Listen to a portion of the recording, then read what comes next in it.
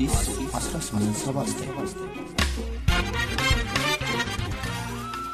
ይህ የአዲስ 1879 የግርጌ ማስታወሻ ነው።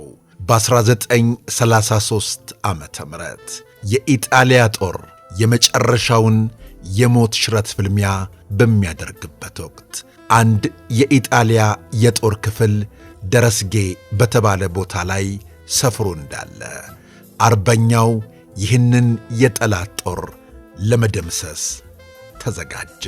በዚህም መሠረት ከኢጣሊያ ከድተው የመጡ ባንዳዎች የውሃ ቦታውን እንዲቆጣጠሩ፣ የኢጣሊያ ተዋጊዎች ውሃ እንዳይቀዱ፣ ቀለብም እንዳይደርስላቸው አድርገው ሁሉን ነገር ዙሪያ ገባውን ዘጋጉባቸው። ዋናው የጦር አዛዥ ያንን ጦር ለሚመራው 100 አለቃ እጁን እንዲሰጥ ቢያዘውም ፈቃደኛ አልሆነም። በደጃዝማች ወርቅን የሚመራው የአርበኛው ጦር በቦታው ደረሰ። የሆነው ሁሉ ለደጃዝማች ወርቅነህ ተነገራቸው።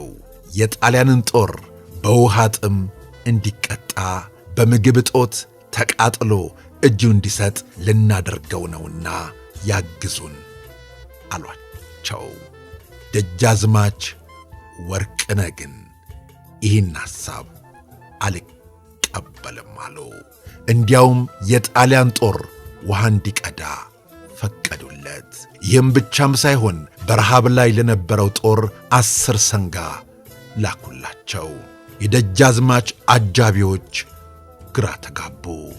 ሰውየው ከጣሊያኖቹ ጋር ይሠራሉ እንዴ ብለው ውስጥ ውስጡን ጉምጉምታ ጀመሩ።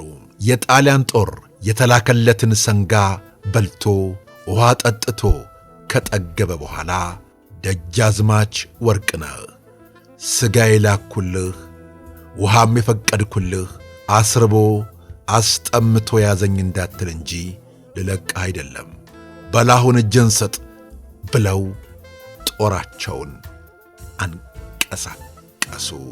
የዚህን ጊዜ 100 አለቃው ምንም ሳያንገራግር ላበሉት ላጠጡት ደጃዝማች ጦርና ዙሪያውን ከቦ ለያዛቸው ጦር እጁን ሰጠ።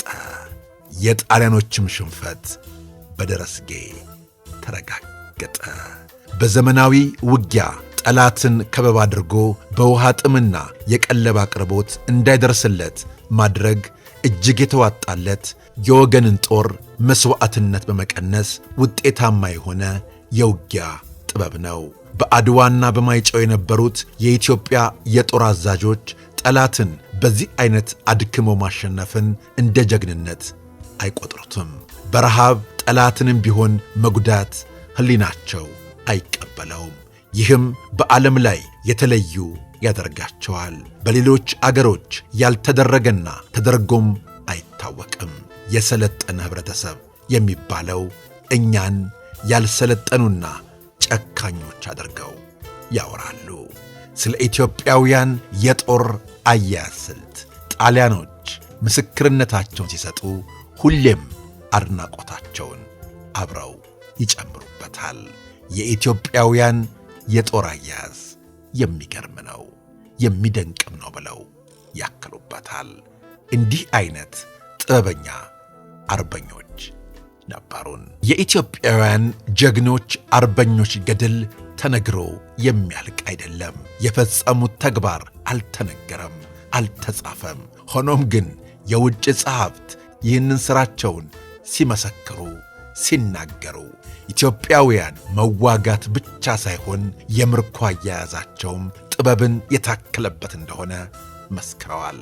ቤተሰቦቻችን እነዚህን ድንቅ ታሪኮቻችንን ወደፊትም ማቅረባችን እንቀጥላለን። ስለ አብሮነታችሁ፣ ስለ ወዳጅነታችሁ ከልብ እናመሰግናለን። በቀጣይ እንዲሁ እንዳማረብን ተመልሰን እንመጣለን። እናመሰግናለን። አዲስ 1879